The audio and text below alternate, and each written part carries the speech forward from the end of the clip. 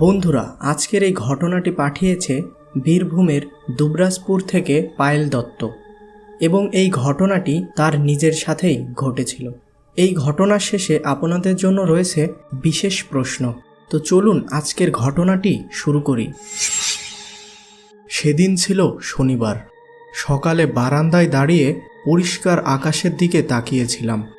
সকালের আকাশের সৌন্দর্য অন্য সময় থেকে একেবারেই আলাদা। এমন সময় মায়ের ডাক শুনতে পেলাম। সকালে নাস্তার জন্য ডাকছেন। নাস্তা শেষ করে স্কুলে যাওয়ার জন্য তৈরি হতে আমি আমার রুমে প্রবেশ করলাম। এমন সময় আমার মোবাইলটি বেজে উঠল। দেখি আমার টিউশন স্যার ফোন দিয়েছে। তিনি জানালেন যে আগামীকালের পড়াটা তিনি আজকে বিকালে পড়িয়ে দেবেন, অর্থাৎ আজকে বিকালে আমাকে একসাথে 2 দিনের টিউশন করা লাগবে। মাকে এই ব্যাপারে জানিয়ে দিলাম, যাতে করে বিকালে আসতে দেরি হলে তিনি যেন আমার ব্যাপারে চিন্তা না করে। এদিকে আমার বান্ধবীটি আমাদের বাসায় চলে এসেছে।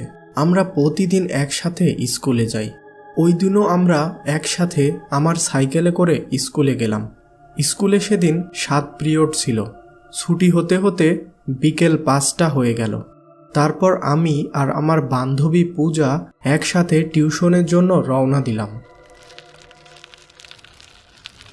আকাশে তখন ছোট ছোট মেঘ ভেসে বেড়াচ্ছে, তবে সে মেঘ দেখে মনে হয় না বৃষ্টি নামবে। টিউশন যখন শেষ হলো তখন ঘড়িতে সময় 6:30। স্যার আরও কিছু সময় পড়াতেন, কিন্তু মেঘের অবস্থা একেবারেই ভালো না। বাহিরে এসে দেখি আকাশ পুরো ঘন কালো মেঘে ছেয়ে গেছে। আমি আর পূজা তখন দ্রুত বাসার উদ্দেশ্যে রওনা দিলাম। আমি বেশ দ্রুত সাইকেল চালাতে লাগলাম। কিছু দূর যেতেই সাইকেলের চেন পড়ে গেল। ওহ, কি যে অবস্থা! চারিদিক শুধু কালো আর কালো। এদিকে পূজা অনেক চেষ্টা করছে সাইকেলের চেন তোলার, কিন্তু কোনোভাবেই সম্ভব হচ্ছিল না। হঠাৎ পেছন থেকে একটি কণ্ঠ ভেসে আসলো।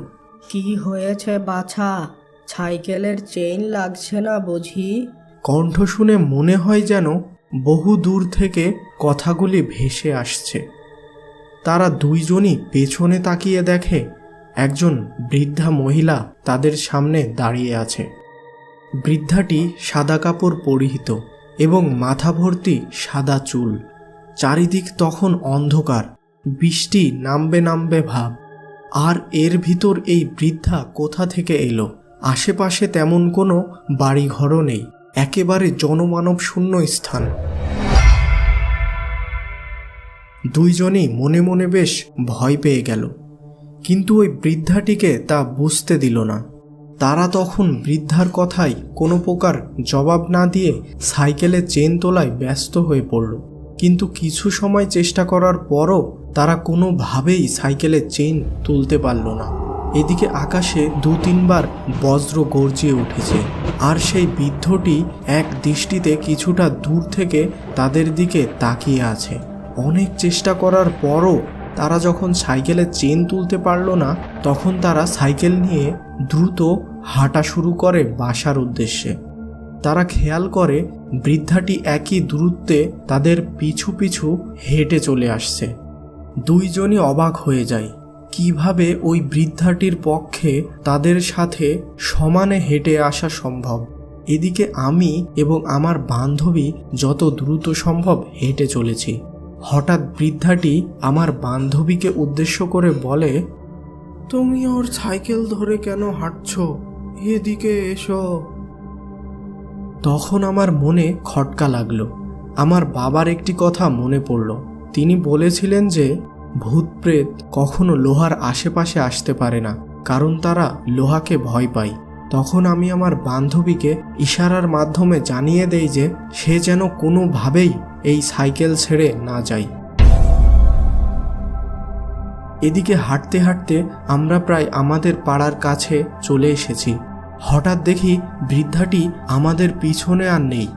রাস্তাটি বেশ সোজা চলে গেছে এবং আশেপাশে বাসা বাড়িও নেই, যার ফলে বৃদ্ধাটি যদি ফেরত যায় তাহলে তাকে এই রাস্তায় অবশ্যই দেখা যাবে। কিন্তু হাই, বৃদ্ধার কোনো চিহ্নই নেই, একেবারে যেন সে ভ্যানিশ হয়ে গেছে। এদিকে খেয়াল করি আমরা আমাদের পাড়ার প্রবেশপথের কালী মন্দিরের সামনে দাঁড়িয়ে আছি। তখন আমার ব্যাপারটা সম্পূর্ণ পরিষ্কার হয়ে যায়। তখন আমরা দ্রুত যে যার বাসায় চলে যাই। বাসায় পৌঁছে একটু দম নিয়ে আমার মা এবং বাবাকে সমস্ত ঘটনা খুলে বললাম। তখন আমার বাবা বলল, যাক, আজ ওই সাইকেলটি ছিল বলে তোরা বেঁচে ফিরলি। শুনেছি ওই রাস্তাটি ভালো না, বিভিন্ন প্রকার খারাপ আত্মারা ওই রাস্তা দিয়ে চলাচল করে। আর আজ তো শনিবার, তাতে আবার অমাবস্যা। বন্ধুরা, আজকের পর্বটি কেমন লেগেছে তা অবশ্যই নিচের কমেন্টে জানাবেন এবং ভালো লাগলে ভিডিওটিতে একটি লাইক দিবেন এবং আপনি আপনার ফেসবুকে ভিডিওটি অবশ্যই শেয়ার করবেন। আজকের প্রশ্নটি হলো, আসলে কি অমাবস্যার রাতে খারাপ আত্মারা ঘুরে বেড়ায়? আপনি কি কখনো এইসবের সম্মুখীন হয়েছেন? কমেন্টে আপনার মতামত অবশ্যই জানাবেন।